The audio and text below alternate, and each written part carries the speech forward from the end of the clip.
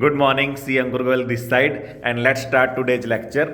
आज का हमारा लेक्चर किसको रिलेट कर रहा है? आज का हमारा लेक्चर रिलेट कर रहा है कि पॉजिटिव कंफर्मेशन रिक्वेस्ट क्या होती है और नेगेटिव कंफर्मेशन रिक्वेस्ट क्या होती है।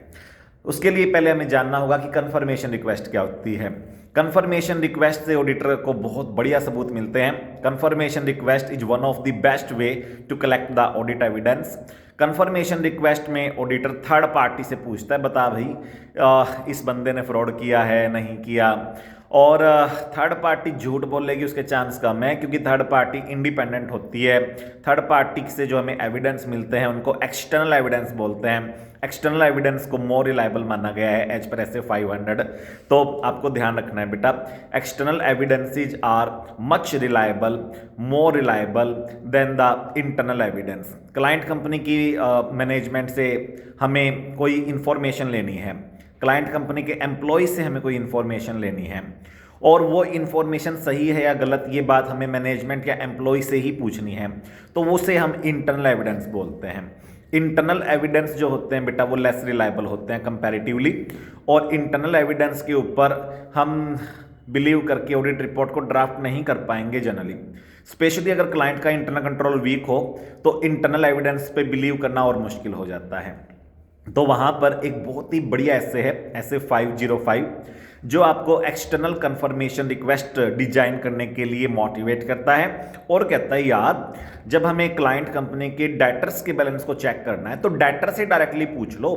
वैसे भी डायरेक्ट एविडेंस जो ऑडिटर खुद कलेक्ट करता है वो मच बेटर होते हैं than the indirect audit evidence, जिसमें ऑडिटर ने मैनेजमेंट, एम्प्लॉइज, इंटरनल ऑडिटर या क्लाइंट कंपनी की ऑडिट कमेटी यानी कि दो चार्ज विद गवर्नेंस पर बिलीव किया। उससे बेटर होता है ऑडिटर खुद को इंफॉर्मेशन को वेरीफाई कर ले। और एक्सटर्नल कंफर्मेशन वो आपको मेथड्स बताती है, वो पार्टीज बताती है जिनसे आप एक्सटर्नल एविडेंस ऑब्टेन कर सकते हो, which is the one of the most reliable audit evidence, best audit evidence. Sundry debtors, sundry creditors, यानी कि बहुत सारे डेटर्स हैं यार, बहुत सारे क्रेडिटर्स हैं यार, उन सब की इंफॉर्मेशन सही है गलत है ये पता लगाना काफ़ी मुश्किल हो जाता है यार हमारे लिए। तो हम कैसे पता लगाएंगे कि डेटर की इंफॉर्मेशन सही है गलत है? मैनेजमेंट से हमने पूछा कि डेटर्स का ये जो तुमने बैलेंस दिखा रखा है ये सही है क्या, तो वो तो यही कहेगी और क्या, गलत क्यों रिकॉर्ड करेंगे हम, सही है सही है, डन है बेटा। तो हम कैसे मान लें कि मैनेजमेंट ने जो डेटर्स के बैलेंस दिखा रखे हैं, जो प्रोविजंस दिखा रखे हैं वो सही है या गलत है? तो ये बात डेटर से डायरेक्ट पूछने में ज़्यादा बेटर रहेगा। तो डेटर से जब हम डायरेक्ट कोई बात को कंफर्म करेंगे तो उसे हम एक्सटर्नल कंफर्मेशन बोलते हैं। ऐसे ही हमें डाउट है कि क्रेडिट परचेज जो इन्होंने शो कर रखी है वो जेन्युइन नहीं है, हमें लगता है कि परचेज की बिल फर्जी है, तो हमें जो क्रेडिट परचेजेज पे शक है तो हम क्रेडिटर से बात करना चाह रहे हैं। क्रेडिटर से जब हम डायरेक्टली बात करना चाह रहे हैं तो उसे हम क्या बोलते हैं? External confirmation request. Satyam computer scam जो इंडिया की कॉर्पोरेट हिस्ट्री के सबसे बड़े स्कैम में से एक है, उसमें बैंक स्टेटमेंट जो सत्यम कंप्यूटर्स पेश करता था वो फर्जी हुआ करती थी, फेक हुआ करती थी, और सत्यम कंप्यूटर लिमिटेड ये काफ़ी सालों से कर रहा था। हैरानी की बात तो ये थी कि किसी ने बैंक से पूछा ही नहीं कि आपने ये बैंक पासबुक इशू की है क्या। अब एक्सटर्नल कंफर्मेशन कहती है कि जब आपको कोई एक्सटर्नल पार्टी अवेलेबल है या एक्सटर्नल एविडेंस अवेलेबल है तो आपको रिजॉर्ट करना चाहिए to that external evidence which is more reliable than the internal evidence. तो बैंक की पासबुक क्लाइंट ने हमें दिखा दी जिसकी हम ऑडिट करने गए थे, ऑडिटर ने हमें बैंक की पासबुक दिखाई, बट बैंक की पासबुक जो उसने दिखाई हो सकता है उसने खुद ही प्रिंट मार रखी हो, उसने खुद ही किसी प्रिंटिंग वाले के साथ क्लबिंग करके, प्रिंटिंग वालों के साथ कोल्यूजन करके, मिली भगत करके बैंक की पासबुक का परफॉर्मा कॉपी करके पासबुक हमें दिखा दी हो, और बैंक में उनके पास इतना पैसा ही ना हो। तो ऑडिटर के लिए ड्यूटी बनती है ये कि वो सफिशिएंट और एप्रोप्रिएट एविडेंस कलेक्ट करे, और सफिशिएंट और एप्रोप्रिएट ऑडिट एविडेंस में सबसे अच्छी चीजों में से एक है बेटा कि अगर आपको कोई एक्सटर्नल एविडेंस अवेलेबल है तो आपको कलेक्ट करना चाहिए। अब उसके बाद आता है कि ऑडिटर ने डायरेक्ट एविडेंस कलेक्ट किया वो ज्यादा बेटर है या इनडायरेक्ट? तो डायरेक्ट बेटर है। एक्सटर्नल बेटर है या इंटरनल बेटर है? एक्सटर्नल बेटर है। और उसके बाद रिटर्न बेटर है या ओरल बेटर है? तो रिटर्न बेटर है। और ये तीनों ही क्वालिटी एक्सटर्नल कंफर्मेशन में मौजूद होती है। तो आपको ध्यान रखना है बेटा, एक्सटर्नल कंफर्मेशन जो रिक्वेस्ट होती है बेटा उसमें जो ऑडिटर को एविडेंस मिलता है वो सबसे बढ़िया होता है। इसमें ऑडिटर डायरेक्टली डेटर से कम्युनिकेट करता है, डायरेक्टली क्रेडिटर से कम्युनिकेट करता है ईमेल के थ्रू, या फिर उनका जो भी फिजिकल एड्रेस हमें मैनेजमेंट ने प्रोवाइड किया है उस पर हम उनको रिक्वेस्ट भेजते हैं और पूछते हैं कि बताइए आप इस कंपनी के डेटर हो क्या, अगर हो तो फिर आप बताएं कि आप कितने रुपए के डेटर हो। अब हमने उनको ये नहीं बताया कि क्लाइंट के रिकॉर्ड में आप कितने रुपए के डेटर शो किए गए हो, और हमने उनसे डायरेक्टली पूछ लिया कि आप डेटर हो, यस और नो बताएं। आप अगर डेटर हो तो कितने रुपए के डेटर हो आप ही हमें बताएं। इसको ब्लैंक कंफर्मेशन रिक्वेस्ट भी बोलते हैं, और ये पॉजिटिव कंफर्मेशन रिक्वेस्ट का ही टाइप होता है। तो हमने क्या किया, हमने हर एक डेटर से या फिर जो बड़े डेटर्स थे उनसे हमने क्या किया, डायरेक्टली कम्युनिकेट किया, ईमेल से किया, रिटर्न फॉर्म में किया, और या फिर हमने उनको बाय पोस्ट लेटर भेजा और हमने कहा कि इस कंपनी की हम ऑडिट करने आए हैं and in the audit we find that you are the debtor of the company and we want to confirm from you whether you are the debtor of the company, if yes then state the amount and mention your Aadhaar PAN and the details, है ना बेटा। तो हम उससे relevant information मांग सकते हैं। अगर उनसे जो अमाउंट लिख कर आता है और क्लाइंट के रिकॉर्ड में भी सेम है तो फिर हम सेटिस्फाई हो जाएंगे काफ़ी हद तक कि क्लाइंट लगभग तो सही बोल रहा है। उसके बाद हम उसको सब्सटेंशिएट कर सकते हैं with the further audit procedure if required. Done है बेटा। पॉजिटिव और नेगेटिव कंफर्मेशन रिक्वेस्ट में डिफरेंस क्या है? पॉजिटिव में डेटर को आपको रिप्लाई करना ही करना है। आपने उसको रिक्वेस्ट भेजा, then the debtor is bound to reply whether he agree और वेदर ही डिसएग्री, दोनों ही केस में उसको रिप्लाई करना है। नेगेटिव कंफर्मेशन रिक्वेस्ट में जो हमारा डेटर है वो तभी रिप्लाई करने के लिए बाउंड होगा अगर वो हमारी रिक्वेस्ट से या हमारे कंफर्मेशन में हमने अमाउंट भेज रखा उसको पहले से ही, उससे वो डिससेटिस्फाइड है, उससे वो डिसएग्री करता है। Negative confirmation request less reliable evidence देती है, positive confirmation request comparatively more reliable audit evidence देती है। नेगेटिव कंफर्मेशन रिक्वेस्ट तभी हम रिजॉर्ट कर सकते हैं जब very low exception rate expected हो, जब रिस्क बहुत कम हो, ऑडिटर को क्लाइंट पे बिल्कुल भी शक नहीं है, और large volume of homogeneous data है और स्मॉल आइटम्स हैं। ये सारी शर्तें एक साथ पूरी, तभी हम नेगेटिव कंफर्मेशन रिक्वेस्ट यूज कर सकते हैं। क्योंकि इसका एक रीजन है कि नेगेटिव कंफर्मेशन रिक्वेस्ट जो है उसमें क्लाइंट के डेटर को तभी रिप्लाई करना है जब वो हमारी बात से डिसएग्री हो सकता है उस तक लेटर ही ना पहुंचा हो और हमने सोचा होगा कोई रिप्लाई नहीं आया तो वो एग्री है। क्योंकि नेगेटिव कंफर्मेशन रिक्वेस्ट में अगर उसका रिप्लाई नहीं आया तो हम मान लेंगे वो एग्री है, और हम मान लेंगे उसका रिप्लाई आया तो वो डिसएग्री है। हो सकता है उस तक लेटर ही ना पहुंचा हो या लेटर पहुंच गया हो, अगले ने इग्नोर कर दिया हो। Positive confirmation request the best है। क्यों? क्योंकि इसमें हमने क्या किया, हमने उसको कहा तू एग्री है तो भी बता, डिसएग्री है तो भी बता। हमने अमाउंट मेंशन कर दिया, तब उसको एग्री डिसएग्री पे बताना पड़ेगा। अमाउंट हमने मेंशन नहीं किया, उससे पूछ लिया तो उसको अमाउंट बताना पड़ेगा। पॉजिटिव कंफर्मेशन रिक्वेस्ट में उसका रिप्लाई आएगा ही आएगा, डन है, और उसका रिप्लाई आएगा तो हमें सिचुएशन क्लियर हो जाएगी, डन है। और पॉजिटिव कंफर्मेशन रिक्वेस्ट जो होती है बेटा, उसमें अगर उसका रिप्लाई नहीं आता तो हम उसको फॉलो अप करेंगे कि भाई तेरा रिप्लाई आना जरूरी था, क्यों नहीं आया। एडिशनल कंफर्मेशन रिक्वेस्ट भेजेंगे, मैनेजमेंट को बोलेंगे भाई बोल उसको कि हमें रिप्लाई कर। नेगेटिव में तो अपन निश्चिंत होकर बैठ जाएंगे कि उसका रिप्लाई नहीं आया तो सब सही है, जबकि हो सकता है अगले ने रिप्लाई जानबूझ के ना किया हो सकता है अगले के पास लेटर ही ना पहुंचा हो, डन है बेटा। तो बहुत सारी हम अजम्पशंस पे चले जाएंगे जब हम नेगेटिव कंफर्मेशन रिक्वेस्ट को यूज करेंगे। तो बेटर क्या है, पॉजिटिव कंफर्मेशन रिक्वेस्ट। उसके बाद इस SA 505 में और क्या है, इसमें लिखा हुआ है कि आपको सबसे पहले तो ये देखना है कि कौन सी इंफॉर्मेशन को हम वेरीफाई कर सकते हैं थ्रू एक्सटर्नल कंफर्मेशन। तो सबसे पहले तो आपको इंफॉर्मेशन टू बी वेरीफाइड का पता लगाना है। दूसरा फिर कंफर्मिंग पार्टी का मतलब third party, independent third party, external party जो हमें रेलिवेंट इंफॉर्मेशन दे सकती है। उसमें मोस्ट नॉलेजेबल पर्सन कौन है, मोस्ट एप्रोप्रिएट पर्सन कौन है, उसको सिलेक्ट करना है। फिर हमें बहुत बढ़िया कंफर्मेशन रिक्वेस्ट भेजनी है, बढ़िया डिजाइन बना के, ताकि रिस्पॉन्स रेट अच्छा आए और सामने वाला हमें रिप्लाई करे ही करे। उसके बाद हमें बहुत सारे फैक्टर्स कंसीडर करने हैं, जैसे कि हमें कौन सी असर्शन को वेरीफाई करना है, like cut off, like accuracy, like valuation, like disclosures, presentation, like right and obligation, done है। और हमें कंप्लीटनेस को वेरीफाई करना है या फिर एग्जिस्टेंस को, अक्रेंस को, इस टाइप से बहुत सारी असर्शंस होती है। तो सबसे पहले तो हमें असर्शंस के हिसाब से कंफर्मेशन रिक्वेस्ट को डिजाइन करना है।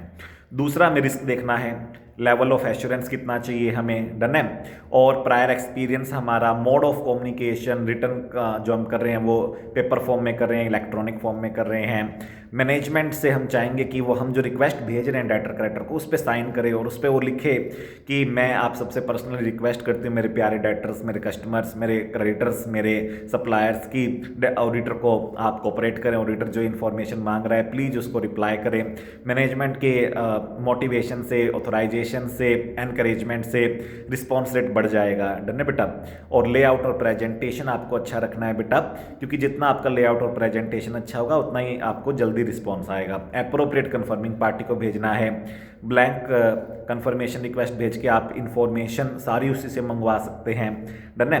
उसके बाद अगर उनका रिस्पॉन्स ना आए तो आप उनको बार बार कंफर्म कर सकते हैं, बार बार रिक्वेस्ट दोबारा भेज सकते हैं, additional confirmation request, follow up request भेज सकते हैं।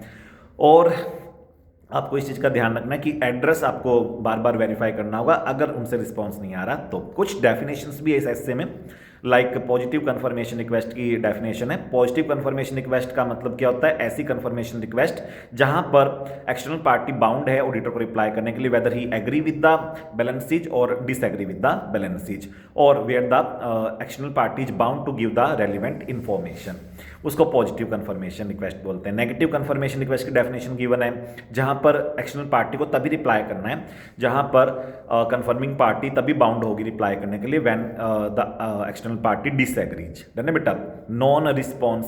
नॉन रिस्पॉन्स की डेफिनेशन में क्या लिखा हुआ है कि जब पॉजिटिव कंफर्मेशन रिक्वेस्ट हमने भेजा उसको और उसका कोई रिप्लाई नहीं आया, ठीक है ना, या फिर हमने उसको कोई भी कंफर्मेशन रिक्वेस्ट भेजा और जो हमने रिक्वेस्ट लेटर भेजा था वो अनडिलीवर्ड वापस आ गया कि इस एड्रेस पे कोई रहता नहीं है, उस एड्रेस पे जो बंदा है उसको लेने से मना कर रहा है, तो उसको नॉन रिस्पॉन्स बोलते हैं। एक्सेप्शन क्या होता है? जो हमने इन्फॉर्मेशन रिक्वेस्ट की और जो इन्फॉर्मेशन सामने वहां से आई उसमें डिफरेंस आ गया तो उसे क्या बोलते हैं? एक्सेप्शन। क्या बोलते हैं? एक्सेप्शन। अच्छा, अगर मैनेजमेंट हमें कोऑपरेट ना करे और हमें डेटर्स की ईमेल आईडी ना दे, डेटर्स के एड्रेस ना दे, क्रेडिटर्स के एड्रेस ना दे, तो हम क्या करेंगे यार? फंस जाएंगे हम। ऐसा तो मैनेजमेंट को नहीं करना चाहिए था। हम मैनेजमेंट को कहेंगे नहीं यार ऐसा नहीं कर सकते तुम हमें कोऑपरेट करो, वरना हम ऑडिट कैसे करेंगे? हम तो फिर ऑडिट बीच में छोड़ के चले जाएंगे, हम तो विड्रॉ कर लेंगे, हम तो डिस्क्लेमर मार देंगे, हमें नहीं पता, फिर हम ओपिनियन को क्लेम किए बिना चले जाएंगे। तो मैनेजमेंट आपको रीजन देगी। क्या देगी? रीजन वो जनरली क्या देती है कि डिस्प्यूट चल रहा है हमारा। क्या चल रहा है? डिस्प्यूट। और आप ऐसे बीच में टांग अड़ाओगे और उससे गड़बड़ हो जाएगी। आप ना ऐसे करो, आप बीच में मतलब अब ये कंफर्मेशन रिक्वेस्ट मत भेज, तो वैसे ही हमारे डेटर या क्रेडिटर्स के साथ डिस्प्यूट चल रहा है, आप कोई कंफर्मेशन रिक्वेस्ट भेजोगे, वो पहले ही चिड़े पड़े हैं और चिढ़ जाएंगे और हमारा अमाउंट जो है या हमारे रिलेशन खराब हो जाएंगे। तो हमें उनकी इस रीजन फॉर रिफ्यूजल को एज इट इज नहीं मानना।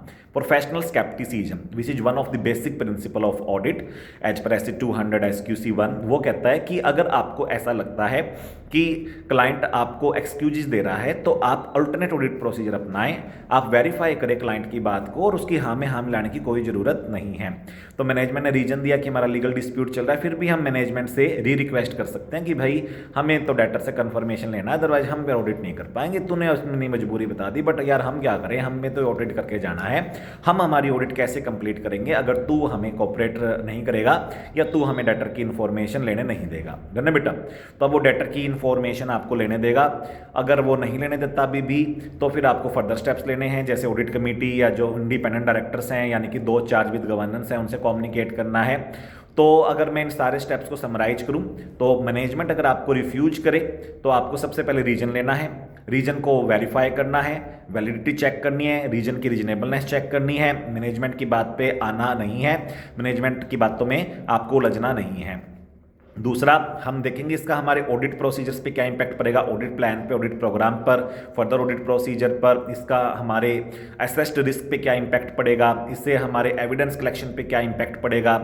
तीसरा, अगर आपको लगता है कि कोई ऑल्टरनेट तरीका है, लाइक आप सब्सिक्वेंट रिसिट, सब्सिक्वेंट पेमेंट्स या फिर shipping document, good received note वगैरह से वेरीफाई कर सकते हो अकाउंट रिसीवेबल, अकाउंट पेएबल को, तो आप उनको यूज कर सकते हो। जैसे अकाउंट रिसीवेबल में सब्सिक्वेंट रिसिट से हम वेरीफाई कर सकते हैं, अकाउंट पेएबल में सब्सिक्वेंट पेमेंट से हम वेरीफाई कर सकते हैं, ठीक है। ऐसे ही बेटा अकाउंट रिसीवेबल में हम देख सकते हैं कि हमने उसको माल भेजा होगा तो शिपिंग डॉक्यूमेंटेशन होंगे, डिलीवरी चलान होगा। डन है बेटा। और और ऐसे ही अगर अकाउंट्स पेबल में हमने माल रिसीव किया होगा तो गुड रिसीव नोट तैयार हुआ होगा। बट अगर आपको लगता है यार ऑल्टरनेट ऑडिट प्रोसीजर से मेरे को तो मज़ा नहीं आया, मैं सेटिस्फाइड नहीं हूँ, और क्लाइंट कंपनी की मैनेजमेंट आपको डेटर करेक्टर की इन्फॉर्मेशन देने से मना कर रही है आपके रिक्वेस्ट करने के बावजूद, आपके री रिक्वेस्ट करने के बावजूद, और TCWG से भी आपने कम्युनिकेट करना है एज पर ऐसे 260, और वहाँ से भी अगर रिस्पॉन्स नहीं आता है तो फिर एज पर ऐसे 705 आप अपनी ऑडिट रिपोर्ट को क्या कर सकते हैं, मॉडिफाई कर सकते हैं, अपनी ओपिनियन को मॉडिफाई कर सकते हैं age appropriate in the given case. और जब भी क्लाइंट कंपनी के यहाँ आप ऑडिट कर रहे हैं और एक्सटर्नल कंफर्मेशन यूज कर रहे हैं तो उसके साथ आप अदर ऑडिट एविडेंस भी कलेक्ट कर सकते हैं as per the need of the case, as per the gravity of the situation, as per the assess risk, level of assurance required, size and nature of the business. Auditor को generally जो भी positive confirmation request के reply आए हैं उनको 4 category में बांट लेना चाहिए।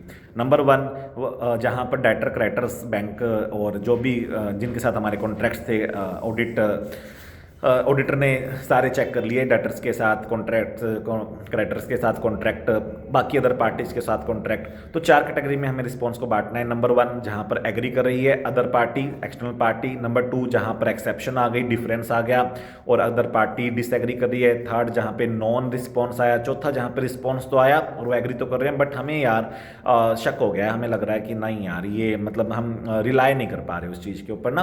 तो 4 टाइप के रिस्पॉन्स आपके बन सकते हैं। पॉजिटिव रिस्पॉन्स आ गया यानी कि एग्री कर गया क्लाइंट कंपनी का डेटर क्रेडिटर क्लाइंट कंपनी के रिकॉर्ड से। एक्सेप्शन यानी कि डेटर क्रेडिटर या जो भी एक्सटर्नल पार्टी थी वो क्लाइंट के रिकॉर्ड से डिसएग्री कर गई, उसको एक्सेप्शन बोलते हैं। जितनी एक्सेप्शन ज़्यादा होगी उतनी आपको अदर ऑडिट प्रोसीजर यूज करनी पड़ सकती है। उसके बाद तीसरा आपका नॉन रिस्पॉन्स। नॉन रिस्पॉन्स में हमें मैनेजमेंट और TCWG से रिक्वेस्ट करना पड़ेगा एज पर ऐसे 260 और हमें उनसे बोलना पड़ेगा यार बोलो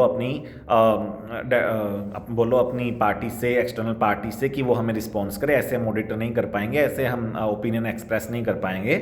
ओके, और अगर मैनेजमेंट और TCWG के बार बार रिक्वेस्ट करने पर भी रिस्पॉन्स नहीं आ रहा तो फिर हमें अप्रोप्रिएट एक्शन लेना होगा और उसमें हम डिस्क्लेम कर सकते हैं कुछ पार्ट्स पे अपनी ओपिनियन को, या फिर हम मॉडिफाई कर सकते हैं। वी कैन से कि हमें डाउट है कि यार बार बार मैनेजमेंट और TCWG के कहने के बावजूद भी रिस्पॉन्स डेटर क्रेडिटर तो हमें फेकनेस लग रही है, हमें डमी लग रहा है सब सिस्टम, ऐसा हम लिख सकते हैं basis for modified opinion paragraph में। डन है। और अगर हमें रिस्पॉन्स तो जैसा हमने एक्सपेक्ट किया था वैसा आ गया बट सब्सिक्वेंटली हमें किसी भी वजह से ऐसा लग रहा है कि रिलायबल नहीं है पार्टी, एक्सटर्नल पार्टी, तो भी हम अदर ऑडिट प्रोसीजर को यूज कर सकते हैं। इस SA 505 का ऑब्जेक्टिव क्या था? इस SA 505 का ऑब्जेक्टिव था एक्सटर्नल कंफर्मेशन प्रोसीजर से ऑडिटर कलेक्ट करे relevant and reliable audit evidence. और ये SA 505 जो है ये हमें बहुत रिलायबल ऑडिट एविडेंस देता है क्योंकि रिटर्न और डायरेक्ट और उसके बाद एक्सटर्नल 3 चीज़ें हैं इसके अंदर, तीनों ही most reliable audit evidence, best evidence बनाती है। तो इसलिए मैनेजमेंट मना करे, TCWG मना करे तो आपको जनरली उनकी बातों में आना नहीं है। हालांकि टेस्ट और अंडरस्टैंडिंग में क्वेश्चन है जहां पर ऑडिटर ने देखा कि लीगल डिस्प्यूट चल रहा है और कोई फ्रॉड रिस्क भी नहीं है और क्लाइंट कंपनी की मैनेजमेंट की बात उसे बिल्कुल सही लगी, तो ऑडिटर की प्रोफेशनल जजमेंट के अकॉर्डिंग ऑडिटर ने वहां पर डेटर से कंफर्मेशन नहीं लिया। तो ये ऑडिटर की प्रोफेशनल जजमेंट है, ऑडिटर ने डिसीजन लेना है कि क्या वो ये सब करके ठीक है खुश है या नहीं है। तो अल्टीमेट डिसीजन ऑडिटर के ऊपर रहेगा, ऑडिटर की प्रोफेशनल जजमेंट पे रहेगा। आप इसी तरीके से मेरे साथ बने रहिए, मैं आपको और भी ऐसे कराता जाऊंगा और बहुत जल्दी जल्दी मैं आपको ऐसे करा दूंगा और सब कुछ करवा दूंगा। मॉड्यूल में जो दिया हुआ है सब कुछ इसमें कवर करेंगे हम। जय सिया राम, जय जय सिया राम।